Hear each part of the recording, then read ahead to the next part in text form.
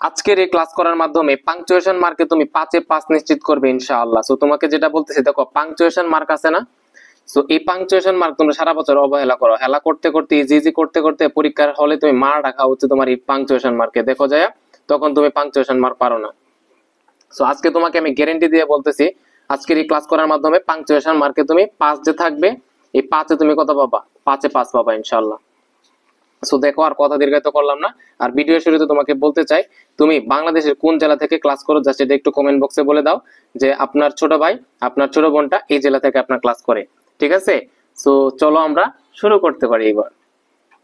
দেখো, পাংচুয়েশন মার্কের আমি যদি তোমাকে বলি, পাংচুয়েশন মার্ক দুই ভাবে আসতে পারে, দুইটা ধরন হইতে পারে। একটা হচ্ছে এমনি নরমালি একটা প্যাসেজ দেওয়া থাকবে, ওখানে তোমাকে বলবে যে পাংচুয়েশন মার্ক দেওয়ার জন্য এবং হচ্ছে ক্যাপিটালাইজেশন করার জন্য, হ্যাঁ, বড় হাতের অক্ষরগুলো দেওয়ার জন্য। আর আরেক ধরনের যেটা যেটা হচ্ছে ন্যারেশন টাইপের আছে, তোমরা হচ্ছে এবার তো তোমাদের এসএসসি 26 যারা আছে এদের কিন্তু এখানে ন্যারেশন নাই, ঠিক আছে? কিন্তু তোমরা হয়তো বা 9 এ থাকতে ন্যারেশন করছো, বা 8 এ ন্যারেশন করছো, 7 এ ন্যারেশন করছো। ন্যারেশনের মধ্যে ডিরেক্ট ন্যারেশন আছে না, ডিরেক্ট ন্যারেশন থাকে কিন্তু, তাই না? এই যে ডিরেক্ট ন্যারেশন আছে না, এই ডিরেক্ট ন্যারেশন টাইপের তোমার কি আসতে পারে? পাংচুয়েশন আসতে পারে কি তোমার 95%, তুমি 95% শিওর থাকো, 95% শিওর থাকো তোমার যদি পাংচুয়েশন মার্ক যা আসবে এটা তোমার দেখবা ডিরেক্ট ন্যারেশন আকারে আসবে, অর্থাৎ একটা প্যাসেজ দেওয়া থাকবে, ওইখানে তোমার ন্যারেশনে তোমার যে, অর্থাৎ তারাই পারে ভালো যাদের হচ্ছে ন্যারেশন সম্পর্কে ভালো ধারণা আছে। ডিরেক্ট ন্যারেশনে কখনো হচ্ছে ইনভার্টেড কমার শুরু দিতে হয়, কখনো ইনভার্টেড কমা শেষ করতে হয়, কখনো হচ্ছে ইনভার্টেড রিপোর্টিং ভার্বের পরে কমা দিতে হয়। এই বিষয়গুলো যাদের হচ্ছে ভালো একটা ধারণা আছে তারাই হচ্ছে কেবল পাংচুয়েশন মার্কে 5 এ 5 পায়, ঠিক আছে? সো আজকে যারা আগে পারতা না, নো প্রবলেম, আজকে ভালো করে শিখে যাও। আর যারা পারতো তারা আর একটু বস হয়ে যাও, আজকে মাস্টার হয়ে যাবে আজকের এই পাংচুয়েশন মার্কে ক্লাসটা করার মাধ্যমে, হ্যাঁ? সো দেখো, আমি যদি বলি, তো যেটা বলতেছিলাম, এই যে আমাদের প্যাসেজ ন্যারেশন আকারে যে আসে তুমি কিভাবে করবা, শুরুতে তোমাকে আমি একটা কথা বলি। ডিরেক্ট ন্যারেশনের মধ্যে কি থাকে বলতো? একটা রিপোর্টিং ভার্ব থাকে, কি থাকে? একটা থাকে কি রিপোর্টিং ভার্ব, এরপর কি থাকে রিপোর্টিং ভার্বের পর একটা কমা দিয়ে আমরা এবং ইনভার্টেড কমা শুরু করি, এরপর কি থাকে একটা রিপোর্টেড স্পিচ থাকে, তাই না?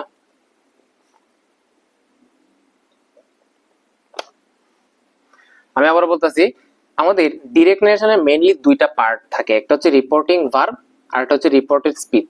ভাইয়া, রিপোর্টেড স্পিচ কোনটা? একজন বক্তা যেই কথাটা উনি বলেন, যেই বক্তব্যটা উনি দেন, যে স্পিচটা উনি দেন, ওইটাকে আমরা বলি রিপোর্টেড স্পিচ। ধরো দেখবা, এখানে তুমি যখন পাংচুয়েশন মার্ক করতে যাবা ডিরেক্ট ন্যারেশনের মাঝে একজন বক্তা থাকে, একজন শ্রোতা থাকে। তো একজন বক্তা যে কথাটা বলেন, তিনি যে স্পিচটা দেয় ওইটাকে আমরা বলি রিপোর্টেড স্পিচ, তাই না? আর আমরা জানি এই রিপোর্টেড স্পিচটা কি করতে হয়? ইনভার্টেড কমার ভিতরে আবদ্ধ রাখতে হয়, তাই না? সো তুমি যেখানে দেখবো হচ্ছে ন্যারেশন টাইপের আসে, তুমি চিন্তা করবা কোনটা রিপোর্টিং ভার্ব আর কোনটা রিপোর্টেড স্পিচ। তুমি সবসময় চিন্তা করবা রিপোর্টিং ভার্বটা এটা যদি বাম পাশে থাকে, অর্থাৎ রিপোর্টেড স্পিচের বাম পাশে যদি থাকে, তাহলে রিপোর্টিং ভার্বটা শেষ করার পর একটা কমা দিতে হয় এবং রিপোর্টেড স্পিচটা সবসময় কি করতে হয়? ইনভার্টেড কমার ভিতরে রাখতে হয়। ভাইয়া, রিপোর্টিং ভার্বটা যদি ডান পাশে থাকে, অর্থাৎ রিপোর্টেড স্পিচের ডান পাশে থাকে, তখন কি আমি কমা দিব? না, না। ধরো এই যে রিপোর্ট, আমি তোমাকে একটা সেন্টেন্সের মাধ্যমে তোমাকে আমি দেখাই। ধরো প্রথমে যদি রিপোর্টেড স্পিচ থাকে, হ্যাঁ, মানে বক্তার বক্তব্য যদি প্রথমে থাকে, রিপোর্টেড স্পিচটা যদি শুরুতে থাকে, এরপরে যদি রিপোর্টিং ভার্ব থাকে,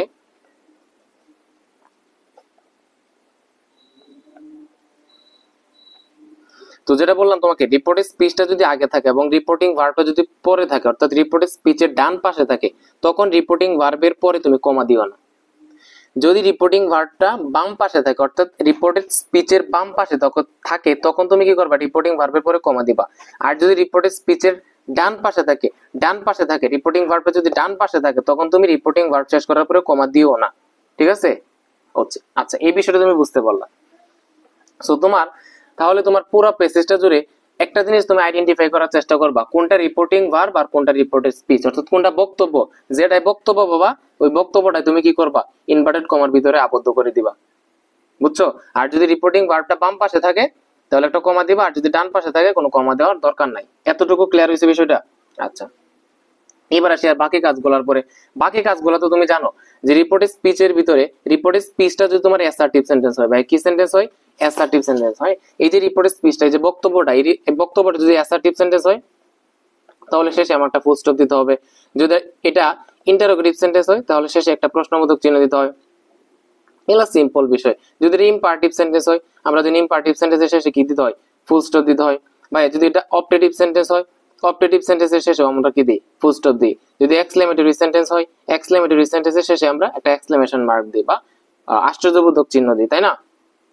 সো যে কথাটা তোমাকে বললাম, এই যে রিপোর্টের স্পিচটা থাকবে, ইনভার্টেড কমার ভিতরে যে স্পিচটা থাকবে, এই স্পিচটা তো বিভিন্ন ধরনের সেন্টেন্স হতে পারে। এটা অ্যাসার্টিভ হতে পারে, ইন্টারোগেটিভ হতে পারে, ইম্পারেটিভ হতে পারে, অপটেটিভ হতে পারে, এক্সক্লেমেটরি হতে পারে। যদি অ্যাসার্টিভ হয় শেষে কি দিবা? ফুল স্টপ দিবা। যদি ইন্টারোগেটিভ হয় শেষে প্রশ্নবোধক, যদি ইম্পারেটিভ শেষে ফুল স্টপ, অপটেটিভ হলেও ফুল স্টপ, এক্সক্লেমেটরি হলে কি? আশ্চর্যবোধক চিহ্ন। তিনটা সেন্টেন্সের ক্ষেত্রে আমরা ফুল স্টপ দিই। কোনটা কোনটা? Assertive, imperative, optative.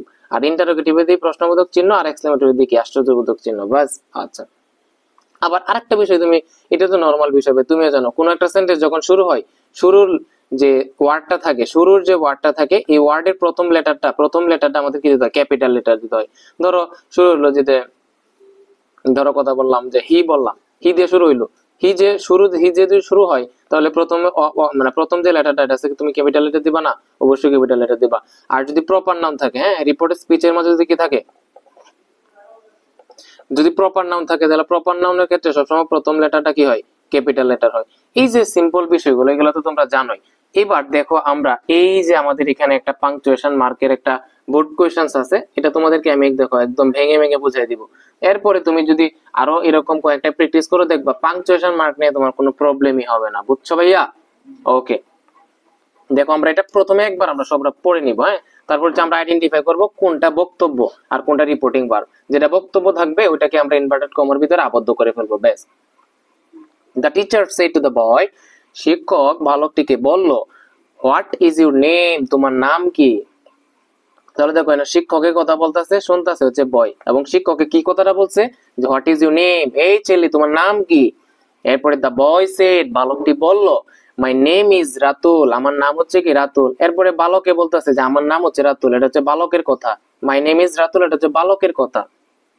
এরপরে why are you waiting here, এরপরে দ্য টিচার আস্ক, শিক্ষক প্রশ্ন করলো তুমি এখানে কেন অপেক্ষা করতেছো, হ্যাঁ। হোয়াট ডু ইউ ওয়ান্ট, তুমি কি চাও? এরপরে স্যারে বলতেছে, sir I want to meet my brother Kaushik, the boy replied. তাহলে দেখো মাই ব্রাদার কৌশিক, দাঁড়াও, I want to meet my brother Kaushik, হচ্ছে আমার ভাই কৌশিকের সাথে আমি সাক্ষাৎ করতে চাই। দ্য বয় রিপ্লাইড, বালকটি উত্তর দিল যে আসলে আমি এখানে অপেক্ষা করতেছি হচ্ছে আমি আমার ভাই কৌশিকের সাথে দেখা করতে চাই বা সাক্ষাৎ করতে চাই। বুঝছো? আচ্ছা দেখো, এটা সবটা পড়ার পরে আমি বুঝতে পারছি এখানে হচ্ছে ডিরেক্ট নারেশন টাইপের আসছে, নারেশন টাইপের আসছে। তো নারেশন টাইপের যদি আসে, ভাইয়া তোমাদেরকে জাস্ট একটা সুপার টেকনিক দিয়ে দিছে যে আমি আইডেন্টিফাই করব কোনটা রিপোর্টিং ভার্ব আর কোনটা রিপোর্টেড স্পিচ। অর্থাৎ যে কথাগুলো বলে বক্তা, ওই কথাগুলো হচ্ছে কি রিপোর্টেড স্পিচ। আর রিপোর্টেড স্পিচটা আমাদের কি করতে হয়? ইনভার্টেড কমার ভিতরে আবদ্ধ রাখতে হয়। আমি যদি প্রথম সেন্টেন্সটা লক্ষ্য করি, দ্য টিচার সেড, তাহলে যেহেতু সর্বপ্রথম যে সেন্টেন্সটা শুরু হইতেছে, তো সেন্টেন্স শুরুর যে প্রথম লেটারটা, এটা কি বড় হাতের হয় না? ক্যাপিটাল লেটার হয় না? তাহলে এখানে দা যে দেয়া রাখছে, টিটা কি স্মল লেটার দিয়ে রাখছে না? তুমি কি এই বুক আমি করতে পারবা না? আমি কিন্তু এটা এখানে আলাদা, তোমরা কিন্তু আলাদা লিখবা, আমি কিন্তু এটার মধ্যে কারেকশন করে দিতেছি, বুঝছো, যাতে যে সময় কম লাগে। তাহলে এখানে টিটা কি হতে হবে? ক্যাপিটাল লেটার হবে। The teacher said to the boy, দেখো শিক্ষক তার বালককে বললো, তার স্টুডেন্ট, বালক বলতে একটা স্টুডেন্ট আর কি, বালককে বললো, বলার পরে কি বললো? হোয়াট ইজ ইউর নেম, তোমার নাম কি? তাহলে এই যে টিচারের বক্তব্যটা কি? টিচারের বক্তব্যটা ছিল যে হোয়াট ইজ ইউর নেম, তোমার নাম কি? তাহলে আমরা বক্তব্যটা কোথায় পাইলাম? এই যে এটা, হোয়াট ইজ ইউর নেম। তাহলে এটা যে বক্তব্য, তাহলে আমরা জানি বক্তব্যটা বলি আমরা রিপোর্টেড স্পিচ। যে কথাটা বলে ওটাকে বলে আমরা রিপোর্টেড স্পিচ। রিপোর্টেড স্পিচটা কি ইনভার্টেড কমার ভিতরে রাখতে হয় না? তাহলে আমরা এটা ইনভার্টেড কমার ভিতরে আবদ্ধ করে ফেলবো। হোয়াট ইজ ইউর নেম, এটাকে ইনভার্টেড কমার ভিতরে আবদ্ধ করে ফেললাম। এখন দেখবো এটা কি ধরনের সেন্টেন্স। ইনভার্টেড কমার ভিতরে যে স্পিচটা, এটা কি ধরনের sentence? What is your name, তোমার নাম কি? এটা প্রশ্ন করতেছে, টিচারে প্রশ্ন করছে, যেহেতু প্রশ্ন করছে এবং এর শেষে অবশ্যই আমার কি দিতে হয়? আমরা যে একটু আগে দেখাইলাম না, এই যে দেখাইছি এখানে, ভাইয়া তোমাকে ইন্টারোগেটিভ সেন্টেন্সের শেষে কি দিতে হয়? প্রশ্নবোধক চিহ্ন দিতে হয়। তাহলে আমি এটা শেষে কি দিব? হোয়াট ইজ ইউর নেম এর শেষে কি দিব? এটা প্রশ্নবোধক চিহ্ন দিব, বুঝছো? আচ্ছা, আবার তোমাকে কি বলছিলাম যে একটা সেন্টেন্স যখন শুরু হয় তখন প্রথম যে ওয়ার্ডটা থাকে, ওই ওয়ার্ডের প্রথম লেটারটা ক্যাপিটাল লেটার দিতে হয়। তাহলে শুরু সেন্টেন্সটা শুরু হয়েছে কি দিয়া, হোয়াট দিয়া, হোয়াট দিয়ে যে শুরু হয়েছে, তাহলে প্রথম লেটারটা ডাব্লিউটা কি স্মল লেটার দিয়া না? তো তুমি কি এই বোকামি করবা না? তুমি তো কি করবা, প্রথম লেটারটা আমাদের কি দিতে হয় ভাইয়া, ক্যাপিটাল লেটার দিতে হয় না? তো এখানে হোয়াটের ডাব্লিউটা কি হয়ে যাবে, ক্যাপিটাল ডাব্লিউ হবে, হ্যাঁ ক্যাপিটাল লেটার হবে। তাহলে হোয়াট ইজ ইউর নেম, তোমার নাম কি। এখন রিপোর্টিং ভার্ব কোনটা, আমরা জানি রিপোর্টেড স্পিচের বাহিরের যে অংশটা, রিপোর্টেড স্পিচের, এই যে এটা তো রিপোর্টেড স্পিচ, রিপোর্টেড স্পিচের বাহিরের যে অংশটা থাকে, ইনভার্টেড কমার বাহিরের যে অংশটা থাকে, এটার নাম হচ্ছে রিপোর্টিং ভার্ব। এখন দেখবো রিপোর্টিং ভার্বটা বাম পাশে নাকি ডান পাশে। দেখো তো, the teacher said to the boy, এটা কি এই রিপোর্টেড স্পিচের বামে নাকি ডানে? অবশ্যই বাম পাশে। আর আমরা তোমাকে বলছিলাম কি, যে রিপোর্টেড স্পিচের বাম পাশে যদি রিপোর্টিং ভার্ব থাকে, তাহলে একটা কি দিতে হয়, রিপোর্টিং ভার্বের শেষে একটা কমা দিতে হয়। এতটুকু ক্লিয়ার হয়েছে ভাইয়া? বলো, the teacher said to the boy what is your name, তোমার নাম কি। একটা বিষয় তুমি আমাকে বলবা, আমি জানি না তোমার আমার ক্লাসগুলো কি সত্যি তোমার কাছে ভালো লাগে?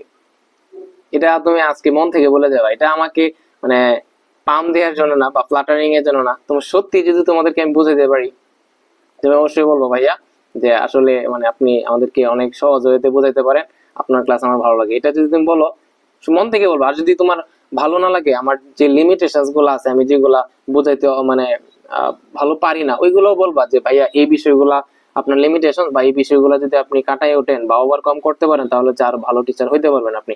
তো তুমি যদি সত্যি ভাইয়ের ভালো চাও, তাহলে অবশ্যই তুমি আমার ভালো জায়গাগুলো তুমি ফোকাস করবা, যে আপনি ভালো এই জিনিসগুলো ভালো। আর যদি তুমি যে জায়গাগুলোতে আমার একটু চেঞ্জেস আনা দরকার, ওইগুলো তুমি বলবা, হ্যাঁ। তোমাকে আমি ফ্রিডম দিয়ে দিলাম, তুমি অবশ্যই আজকের এই ভিডিওতে তুমি কমেন্ট বক্সে জানা যাবে, ঠিক আছে? আর তোমাদের এসএসসি 26 ব্যাচ যারা আছে, তারা ইংলিশ নিয়ে কোনো প্যারা খায় না, কোনো সমস্যা নাই। তোমার ফাইনাল পরীক্ষার আগ পর্যন্ত ভাইয়া একদম এবার ফ্রিতে সাপোর্ট দেওয়া যাবে। আর তোমরা তো জানো পেড কোর্স তো থাকবে। সো পেড কোর্সের সার্ভিসটা আসলে পেড কোর্সের মতোই হবে, স্বাভাবিক। সো এমনি ফ্রি আমি সর্বোচ্চ চেষ্টা করবো তোমাদেরকে যথাযথ মানে চেষ্টা সাপোর্ট দেওয়ার জন্য। যাও, আর কথা বললাম না। তো হোয়াট ইজ ইউর নেম এটা দিলাম। এরপরে দেখি আমি, দ্য বয় সেড, বালকটা এরপরে উত্তর দিল, মাই নেম ইজ রাতুল, আমার নাম হচ্ছে কি রাতুল। তাহলে দেখো তো বালকের কথাটা কি, বালকের বক্তব্যটা কি, বালকের বক্তব্যটা হচ্ছে মাই নেম ইজ রাতুল, আমার নাম হচ্ছে রাতুল। তাহলে আমরা জানি যে বক্তব্যটা থাকে, বক্তব্যটা হচ্ছে রিপোর্টেড স্পিচ। আর রিপোর্টেড স্পিচটা সবসময় কি করতে হয়, ইনভার্টেড কমার ভিতরে আবদ্ধ রাখতে হয়। তাহলে মাই নেম ইজ রাতুল, এটা হচ্ছে তার বক্তব্য। তাহলে বক্তব্যটা আমরা কি কিসের ভিতরে রেখে দিব, ইনভার্টেড কমার ভিতরে আবদ্ধ করে দিব। তাহলে আবদ্ধ করলাম। এইবার দেখবো আমরা এই সেন্টেন্সটা কি ধরনের sentence. My name is Ratul, my name মানে হচ্ছে একটা সাবজেক্ট, ইজ মানে হচ্ছে কি ভার্ব। তাহলে সাবজেক্ট ভার্ব, শুরুতে সাবজেক্ট দিয়ে শুরু হয়। 5 প্রকার সেন্টেন্সের মাঝে ভাই আমি তোমাকে বলে দিতেছি, 5 প্রকার সেন্টেন্সের মাঝে একমাত্র একটা সেন্টেন্সই আছে যেটা সাবজেক্ট দিয়ে শুরু হয়। আর সাবজেক্ট দিয়ে শুরু হইলে অ্যাসার্টিভ সেন্টেন্স হয়। এই যে যেহেতু মাই নেম কি সাবজেক্ট না, আমরা জানি সাবজেক্ট দিয়ে শুরু হইলে সেটা অ্যাসার্টিভ সেন্টেন্স হয়। আর একটু আগে তোমাকে ভাইয়া বলে দিছে অ্যাসার্টিভ সেন্টেন্সের শেষে কি দিতে হয়, ফুল স্টপ দিতে হয়, দিলাম ফুল স্টপ। এতটুকু তো ক্লিয়ার। আচ্ছা, এবার দেখবো এই যে সেন্টেন্সটা শুরু হয়েছে মাই দিয়ে শুরু হয়েছে, আমরা জানি একটা সেন্টেন্স যে শুরু হয় সেটার প্রথম যে ওয়ার্ডটা থাকে, এই ওয়ার্ডের প্রথম লেটারটা ক্যাপিটাল লেটার দিতে হয়। কিন্তু এখানে মায়ের এম লেটারটা কি স্মল লেটার দেয়া না? আমি কি এতটুকু বোকা না? আমাকে তো ভাইয়া বলে দিছে যে প্রথম ওয়ার্ডের প্রথম লেটারটা, প্রথম ওয়ার্ডের মায়ের প্রথম ওয়ার্ড, এই প্রথম ওয়ার্ডের প্রথম লেটারটা কি হবে, ক্যাপিটাল লেটার হবে। তাহলে এমটা কি হবে, বড় হাতের এম হবে, বুঝছো? দিলাম এটা মাই নেম ইজ রাতুল। এই যে এখানে আরেকটা কেরেঙ্গারিতে লাগাই দিছি, এই যে রাতুল, রাতুল কি একটা প্রপার নাউন না? বলতো রাতুল কি একটা প্রপার নাউন না? আমি তোমাকে বলছি যে প্রপার নাউন হলে সেটার কি হয়, প্রথম লেটারটা ক্যাপিটাল লেটার হয়। তাহলে রাতুলের আরটা কি হবে, ক্যাপিটাল লেটার হবে, বুঝছো? আচ্ছা, এবার দেখবো রিপোর্টিং ভার্ব কোনটা। এই যে দেখো ইনভার্টেড কমার বাহিরের যে অংশটা, এটা হচ্ছে রিপোর্টিং ভার্ব। তাহলে দা বয় সেড, এটা হচ্ছে রিপোর্টিং ভার্ব। আর রিপোর্টিং ভার্ব এটা এখানে কোথায় আছে, বাম পাশে আছে। আমরা জানি রিপোর্টিং ভার্বটা বাম পাশে থাকলে শেষে কি দিতে হয়, একটা কমা দিতে হয়। বাস, ব্যাস। বলো ভাইয়াকে এখনই কমেন্ট বক্সে বলো যে এই বিষয়গুলো ওয়াটার হইতেছে কিনা, ওয়াটার হইতেছে কিনা ভাইয়াকে অবশ্যই তুমি কমেন্ট করে জানাবা, বুঝছো ভাইয়া? আচ্ছা, এবার দেখো আমরা পরের অংশ যাই। Why are you waiting here, why are you waiting here, তুমি কেন এখানে অপেক্ষা করতেছো? এই কথাটা কে বলছে? টিচারে বলছে, দ্য টিচার আস্কড। তাহলে টিচারের বক্তব্যটা কি, যে why are you waiting here, তুমি কেন এখানে অপেক্ষা করতেছো, বুঝছো? তাহলে তুমি কেন এখানে অপেক্ষা করতেছো, এটা হচ্ছে টিচারের বক্তব্য। আমরা জানি বক্তব্যটা কোথায় রাখতে হয়, ইনভার্টেড কমার ভিতরে আবদ্ধ করে রাখতে হয়। তাহলে এই যে আমরা হোয়াই থেকে শুরু করে হেয়ার পর্যন্ত এখানে আমি আবদ্ধ করে দিলাম ইনভার্টেড কমার ভিতরে। তো এখানে আবদ্ধ করলাম। এবার দেখবো এটা কি ধরনের সেন্টেন্স, এটা কি অ্যাসার্টিভ, ইন্টারোগেটিভ, ইম্পারেটিভ, অপারেটিভ নাকি exclamatory. Why are you waiting here, তুমি কেন এখানে অপেক্ষা করতেছো? এখানে টিচার এই সেন্টেন্স দ্বারা প্রশ্ন করছে, হ্যাঁ। তো প্রশ্ন করলে কি হয়, ইন্টারোগেটিভ সেন্টেন্স হয়। আর ইন্টারোগেটিভ সেন্টেন্স শেষে কি দিতে হয়, প্রশ্নবোধক চিহ্ন দিতে হয়। সো এখানে কি হবে, একটা প্রশ্নবোধক চিহ্ন। বেশ, এতটুকু ক্লিয়ার হলো তোমার। এবার দেখবো এর ভিতরে কোনো কাজ করতে হয় কিনা। এই যে দেখো, এই যে সেন্টেন্সটা শুরু হয়েছে হোয়াই দেয়া, আমরা জানি প্রথম ওয়ার্ডের প্রথম লেটারটা কি হয়, ক্যাপিটাল লেটার হয়, কিন্তু ওনারা এখানে ডাব্লিউটা স্মল লেটার দিছে, আমি তো এখানে স্মল লেটার দিতে পারবো না, এটা কি করতে হবে, ক্যাপিটাল লেটার দিতে হবে, বুঝছো? বেশ, আমাদের কিন্তু এতটুকু হয়ে গেছে, why are you waiting here, clear. এবার দেখো, the teacher asked, the teacher asked, শিক্ষক কি করলো, প্রশ্ন করলো, হোয়াট ডু ইউ ওয়ান্ট, তুমি কি চাও, তুমি কি চাও। তাহলে টিচারের আর একটা বক্তব্য কি, হোয়াট ডু ইউ ওয়ান্ট, তুমি কি চাও। তাহলে এটাও একটা বক্তব্য, আর বক্তব্যটা আমাদের কি করতে হয়, ইনভার্টেড কমার ভিতরে রাখতে হয়। বেশ, রাখলাম। এবার দেখবো এই what do you want, what do you want এটা কি ধরনের সেন্টেন্স, এটা অ্যাসার্টিভ, ইন্টারোগেটিভ, ইম্পারেটিভ, অপারেটিভ নাকি exclamatory. What do you want, তুমি কি চাও, এখানে ডাব্লিউএস কোশ্চেন আছে, আর ডাব্লিউএস কোশ্চেন দ্বারা কি বোঝায়, প্রশ্ন বোঝায়। তাহলে প্রশ্নবোধক সেন্টেন্স হইলে শেষে কি দিবা, একটা প্রশ্নবোধক চিহ্ন দিবা। ব্যাস, এটা হয়ে গেল। হোয়াট ডু ইউ ওয়ান্ট, শেষে প্রশ্নবোধক চিহ্ন দিলাম। এবার দেখবো প্রথম ওয়ার্ডটা কি আছে, এই যে প্রথম ওয়ার্ডের প্রথম লেটারটা ডাব্লিউ, কিন্তু এখানে কি আছে, ক্যাপিটাল লেটারিতে আছে, তো এটা কোনো চেঞ্জ করার দরকার নাই, বুঝছো? আচ্ছা, দ্য টিচার আস্কড, তো দ্য টিচার আস্কড, এই যে দেখো রিপোর্টিং ভার্বটা কি, রিপোর্টের স্পিচের বাম পাশে আছে না, তো বাম পাশে থাকলে আমাদের কি দিতে হয়, একটা কমা দিতে হয়, যে আস্কড শেষে কি দিব, একটা কমা দিব। এরপরে sir I want to meet my brother Kaushik, the boy replied. তারপরে বালকটা কি দিল, উত্তর দিল যে স্যার আমি হচ্ছে আমার ভাই কৌশিকের সাথে কি করতে চাই, সাক্ষাৎ করতে চাই। আচ্ছা, তাহলে বালকের কথাটা কি, বালকের কথাটা হইতেছে স্যার আমি আমার ভাই কৌশিকের সাথে সাক্ষাৎ করতে চাই। তাহলে বক্তব্যটা, বালকের বক্তব্যটা কি, রিপোর্টের স্পিচ না, আর রিপোর্টের স্পিচটা কি করতে হয়, ইনভার্টেড কমার ভিতরে আবদ্ধ করে রাখতে হয়। তাহলে স্যার থেকে শুরু করে শেষ হয়েছে কোন পর্যন্ত, কৌশিক পর্যন্ত, বেশ এটা ইনভার্টেড কমার ভিতরে আবদ্ধ করে দিলাম। একটা জিনিস মনে রাখবা, কোন সেন্টেন্সে যদি কি থাকে, স্যার থাকে, কি থাকে, স্যার থাকে, ইয়েস থাকে, নো থাকে, বা অন্য কোনো পকেটিভ কেস থাকে, হ্যাঁ, সম্বোধন করা কোনো ওয়ার্ড দ্বারা যদি সম্বোধন বোঝে, তাহলে ওর এটার শেষে ওই সম্বোধন বাচক শব্দের শেষে আমাদের একটা কমা দিতে হয়, ইয়েস এর পরে একটা কমা দিতে হয়, নোর পরে একটা কমা দিতে হয়। তাহলে এখানে যেহেতু স্যার পাইছি, স্যারের পরে কি দিতে হয়, ইয়েস, নো, স্যার, এগুলোর পরে কি দিতে হয়, কমা দিতে হয়। ব্যাস, এখানে কমা দিলাম। তাহলে sir I want to meet my brother Kaushik, এখানে আর কোনো কি নাই, কোনো পরিবর্তন নাই, কৌশিকের কেটা কি হবে, কি ক্যাপিটাল লেটার, কারণ কৌশিক হচ্ছে একটা প্রপার নাউন। বেশ, তাহলে I want to meet my brother Kaushik, ব্যাস এতটুকু ক্লিয়ার হয়েছে। এবং যেহেতু এটা অ্যাসার্টিভ সেন্টেন্স, শেষে একটা ফুল স্টপ দিয়ে দিও, হ্যাঁ। এরপরে দ্য বয় রিপ্লাইড, শেষ।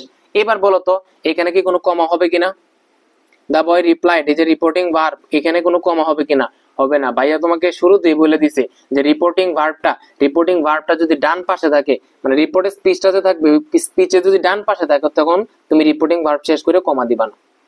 এই রিপোর্টিং ভার্বটা যদি এই দিকে থাকতো, তখন আমি অবশ্যই দা বয় রিপ্লাইড এর পরে কি দিতাম, একটা কমা দিতাম। বুঝছো, বুঝতে পারছি বিষয়টা, ওয়াটার করতে পারছি কিনা বলো। বেশ, তাহলে এখানে কমা হবে না। সো এই ছিল আমাদের পাংচুয়েশনের ক্লাস। আশা করি সবার কাছে আজকে ক্লাসটা এনজয়েবল হয়েছে, ভালো লাগছে, হ্যাঁ। সো পরবর্তীতে তোমরা কোন টপিকস এর উপর ক্লাস চাও, ভাইয়াকে অবশ্যই কমেন্টে জানাতে ভুলবা না। আর তুমি যদি আমার চ্যানেলে নতুন হয়ে থাকো, অবশ্যই চ্যানেলটা সাবস্ক্রাইব করে রাখবা, ঠিক আছে। আর ভাইয়ার জন্য দোয়া করিও, কেমন। সো সবাই ভালো থাকো, সুস্থ থাকো, আল্লাহ হাফেজ।